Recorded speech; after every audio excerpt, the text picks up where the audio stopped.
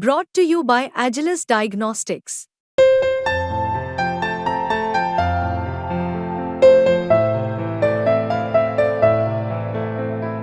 Agilus Diagnostics. तुर्की ने पिछले कुछ सालों में जिस तरह से भारत के कश्मीर मुद्दे पर एक तरफा बयान दिए और भारतीय आंतरिक मामलों में हस्तक्षेप किया, उसका परिणाम अब साफ नजर आने लगा है। कश्मीर मुद्दे पर पाकिस्तान के समर्थन में तुर्की के बयान और भारत के खिलाफ तीखे तेवर उसकी विदेश नीति के लिहाज से एक बड़ी भूल साबित हो रहे हैं। भारत ने तुर्की को कूटनीतिक और व्यापारिक मोर्चे पर जवाब देना शुरू कर दिया है, जिसके चलते अब तुर्की वैश्विक स्तर पर अपनी गिरती हुई साख का सामना कर रहा। दरअसल हाल ही में जर्मनी ने तुर्की के खिलाफ सख्त कदम उठाते हुए यूरोफाइटर जेट्स की बिक्री पर रोक लगा दी। तुर्की को नेटो के भीतर भी एक कमजोर कड़ी के रूप में देखा जा रहा, जिसके कारण उसे आवश्यक सैन्य हार्डवेयर भी नहीं मिल पा रहा। जर्मनी ने तुर्की को कई महत्वपूर्ण सैन्य उपकरणों के निर्यात पर भी रोक लगा दी है, जिससे तुर्की की सेना और वायुसेना की ताकत कमजोर हो गई है। यही नहीं, जर्मनी ने तुर्की के परमाणु ऊर्जा संयंत्र के निर्माण के लिए जरूरी संसाधनों के निर्यात पर भी प्रतिबंध लगा दिया है। तुर्की जो पहले से ही आर्थिक संकट से गुजर रहा,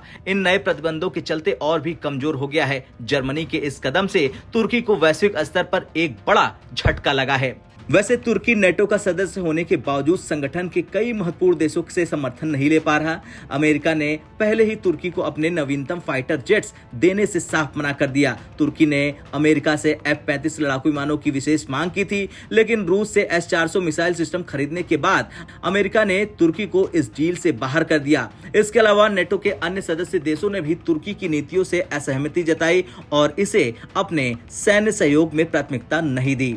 तुर्की की विदेश नीति खासकर उसके पड़ोसी देशों और पश्चिमी देशों के साथ लगातार विफल होती नजर आ रही। तुर्की के राष्ट्रपति एर्दोगन की आक्रामक नीतियों के चलते तुर्की को पसंद न करने वाले देशों की सूची दिन ब दिन बढ़ती जा रही। पहले अमेरिका और यूरोपीय संघ के सदस्य देशों ने तुर्की के खिलाफ कड़े कदम उठाए थे और अब जर्मनी के हालिया फैसले के बाद तुर्की और भी ज्यादा अलग थलग पड़ता जा रहा। बिल्कुल एशिया में जिस तरह पाकिस्तान का हाल है। तुर्की की वायुसेना फिलहाल अमेरिकी F-16 और कुछ पुराने लड़ाकू विमानों पर निर्भर है।